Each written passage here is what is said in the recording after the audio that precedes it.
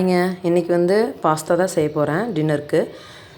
Garlic ஒரு 5-6 எடுத்திருக்கேன்.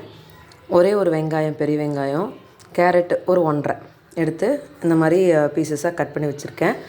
அதுக்கப்புறம் பாஸ்தாவை வந்து சுடுதண்ணி, கொஞ்சமாக உப்பு, ஆயில் ஒரு டேபிள் ஸ்பூன் ஊற்றி நல்லா வேக வச்சு எடுத்து வச்சுருக்கேன். பாருங்கள், நல்லா வெந்திருக்கு.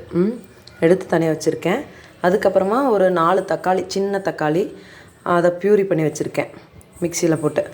அதுக்கப்புறமா இதுக்கு தேவையானது பார்த்திங்கன்னா ரெட் சில்லி சாஸு. ஓகேவா, இப்போ நம்ம செய்ய ஆரம்பிக்கலாம். ஒரு கடாயில் ஆயில் ஊற்றி வச்சுருக்கேங்க. ஆயில் லைட்டாக காஞ்சதும் கார்லிக் போடுறோம். கொஞ்சமாக சிம்மில் வச்சுக்கலாம். கார்லிக்கோட கலர் லைட்டாக சேஞ்ச் ஆனதும் வெங்காயம் போட்டுக்கலாம். வெங்காயத்தோட கலர் வந்துட்டு லைட்டாக சேஞ்ச் ஆனதும் நம்ம கேரட்டை போட்டுடலாம். இது கூட குடமிளகாயும் போடலாம். நான் இப்போ கேரட் மட்டும் போட்டுக்கிறேன். கேரட் போட்டு ஒரு 5 நிமிஷம் கழித்து தக்காளி பியூரி ஊற்றிக்கலாம். தக்காளியோட பச்சை வாசனை போனதும் ரெட் சில்லி சாஸு ஊற்றிடுங்க. ரெட் சில்லி சாஸ் போட்டு ஒரு கிளறி விடுங்க நல்லா. அதுக்கப்புறமா பாஸ்தாவை எடுத்து உள்ளே ஓட்ட வேண்டியது தான். அவ்வளோதான், பாஸ்தா ரெடி ஆயிடும்.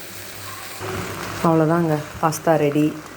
நீங்கள் வந்துட்டு ரெட் சில்லி சாஸோட டொமேட்டோ கெச்சப் இல்லைன்னா டொமேட்டோ சாஸு இதெல்லாமே ஆட் பண்ணிக்கலாம்.